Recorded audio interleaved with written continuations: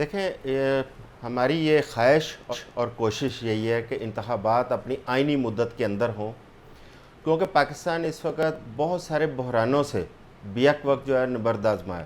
بے شک ایک تو سیاسی بحران، پاکستان میں عدم استحکام، دوسرا سب سے بڑا معاشی بحران، مہنگائی، بے روزگاری، اور سونے پہ سہاگا جو اس وقت مہنگائی کا ایک نیا ریلا آنا شروع ہو گیا ہے۔ اب دیکھیں کہ گزشتہ حکومت کے دوران ہم یہی وبیلہ کرتے رہے کہ مہنگائی بہت زیادہ ہے، لوگ پریشان ہیں، حکومت اس طرف توجہ نہیں دے رہی، لیکن وہ حکومت ختم ہوئی، نگران حکومت آئی، اور جس کا کام صرف انتخابات کروانا ہے اور آئینی مدت کے اندر اندر۔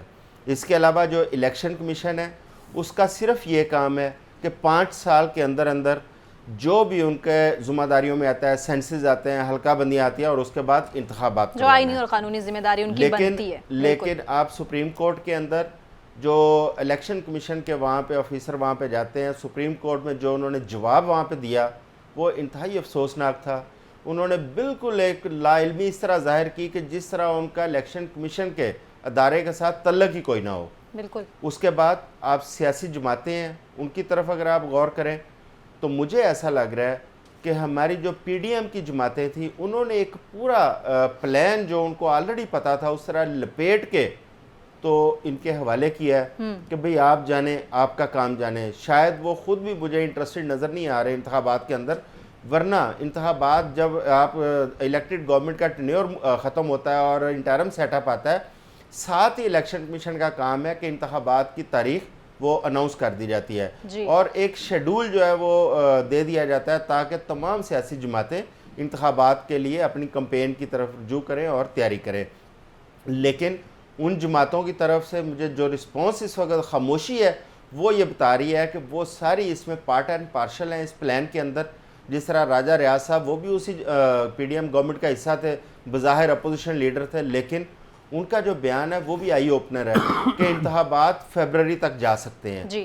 اب یہ فیبرری کی بات بھی کوئی حتمی نہیں ہے، بظاہر ایسا لگ رہا ہے کہ جو سینسز اور نئی حلقہ بندیوں کی بات ہو رہی ہے اس کے ساتھ ساتھ آپ ٹیررزم کی دیکھیں، اس کی گفتگو ہونی شروع ہو گئی ہے، پاکستان کی معیشت کے اوپر بات چیت شروع ہو گئی ہے۔ اس کا مطلب ہے کہ یہ بظاہر جو نظر آ رہا ہے حقائق اس سے بالکل مختلف ہیں اور انتخابات آگے جاتے ہوئے نظر آ رہے ہیں۔ میں سمجھتا ہوں کہ پاکستان کے استحکام کے لیے، پاکستان میں جمہوریت کے استحکام کے لیے وقت پر انتخابات کا انعقاد بہت ضروری ہے۔ اگر انتخابات نہیں کروائیں گے تو آگے بہت سارے ایسے آئینی بحران ہیں جو مزید جن سے آپ کو لڑنا پڑے گا۔ مثلا آپ کا جو صدر مملکت ہے ان کا ٹینیور اگلے مہینے ختم ہو رہا ہے، لہٰذا صدر کے اوپر وہاں پہ ایک واضح طور پہ آئین میں لکھا ہے کہ صدر کی وفات ہو جائے، صدر استعفیٰ دے دیں یا صدر خدا نخواستہ ذہنی طور پر معذور ہو جائیں، اس صورت میں چیئرمین سینٹ جو ہوتا ہے وہ قائم مقام صدر آتا ہے۔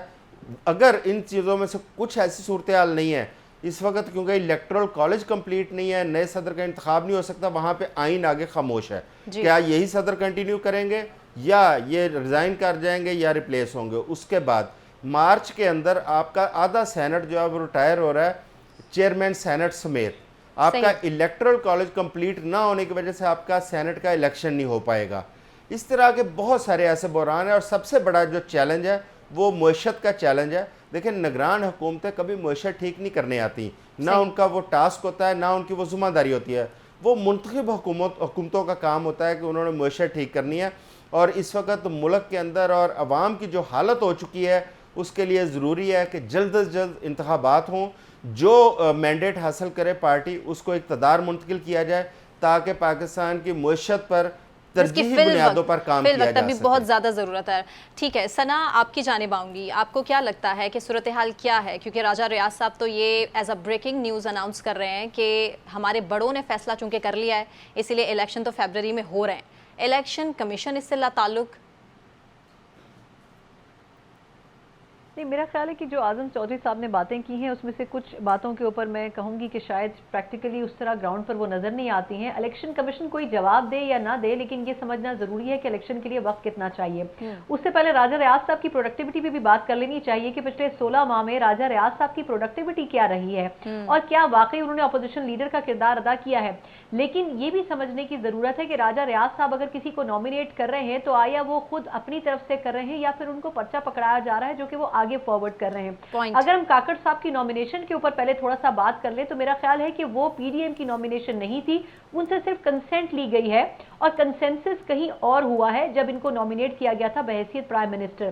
لیکن میں اس رائے سے ڈس ایگری کرتی ہوں کہ سینٹ انتخابات کے اوپر پی ڈی ایم کی جماعتیں کمپرومائز کریں گی اور الیکشن کو فروری سے آگے لے کے جائیں گے. ان اینی کیس الیکشن فروری سے آگے جاتا ہوا ہمیں نظر نہیں آ رہا ہے کیونکہ اس کی وجہ سے سینٹ الیکشن کے اوپر پی ڈی ایم کی جماعتوں کو کمپرومائز کرنا پڑے گا. ایسا ہی ہے. دوسری بات جو کی گئی کہ حلقہ بندیوں میں تبدیلیاں ہوں گی اور اس کے لیے 2/3 میجورٹی نہیں ہے، تو میرا خیال یہ ہے کہ ہمیں سابق جو وزیر قانون تھے اعظم نذیر تارڑ صاحب، ان کے سٹیٹمنٹ کو یاد کرنا چاہیے کہ انہوں نے کہا کہ جی حلقہ بندیاں ہوں یا نہ ہوں لیکن جو سیٹس ہیں ان میں کوئی اضافہ یا کمی نہیں ہوگی. اس کا مطلب یہ ہے کہ یہ بیسیکلی ایڈجسٹمنٹس کریں گے ان پاپولیشن انکریز کو جو کہ کنسنسس میں یا جو مردم شماری میں سامنے آیا. تو میرا خیال یہ ہے کہ کوئی بہت بڑا ڈفرنس نہیں آئے گا. ایک میوچل انڈرسٹینڈنگ یہ ہوئی ہے کہ نئی مردم شماری سے انتخابات ہونے چاہیے کیونکہ 2017 کی مردم شماری کے اوپر پہلے ہی تحفظات تھے اور وہ صرف ون ٹائم کے لیے ان اسٹیٹسٹکس کو استعمال کیا گیا تھا.